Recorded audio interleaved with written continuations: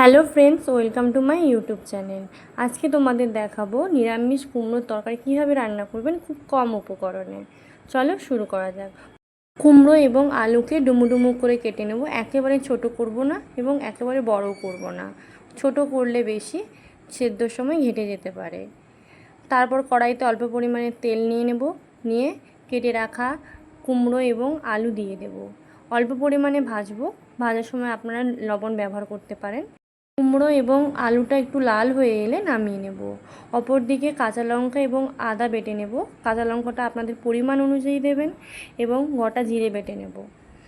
তারপর অপর দিকে কড়াইতে তেল দিয়ে দেব গরম হওয়ার জন্য। তারপর গোটা জিরে, শুকনো মরিচ, তেজপাতা দিয়ে দেব গরম তেলে। তারপর একটু ভেজে নেব। একটু লাল হয়ে এলে তারপর বেটে রাখা আদা এবং কাঁচা লঙ্কা দিয়ে দেব। দিয়ে ভালোভাবে কষাতে হবে। তারপর কষানো হয়ে গেলে বেটে রাখা জিরে বাটা দিয়ে দেব। দিয়ে আবার ভালোভাবে নাড়াচাড়া করতে হবে এবং অল্প পরিমাণে তেল দিয়েছি নিরামিষ রান্না তার জন্য। তারপর অল্প পরিমাণে হলুদ দিয়ে দেব, পরিমাণ অনুযায়ী আপনারা দেবেন, আমি পরিমাণ অনুযায়ী দিয়েছি।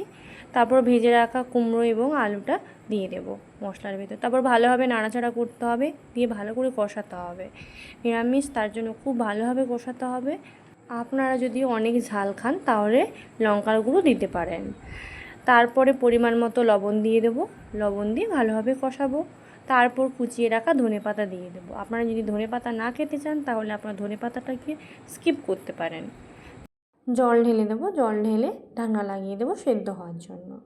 থেকে 15 মিনিট পর খুলে দেখলাম পুরোপুরি রেসিপিটি তৈরি হয়ে গেছে। আপনাদের যদি এই রেসিপিটা ভালো লাগে তাহলে লাইক করতে একেবারে ভুলবেন না। আপনারা যদি আরও কিছু রেসিপি দেখতে চান তাহলে কমেন্ট করবেন। এখানেই এই ভিডিওটি শেষ করছি। নমস্কার।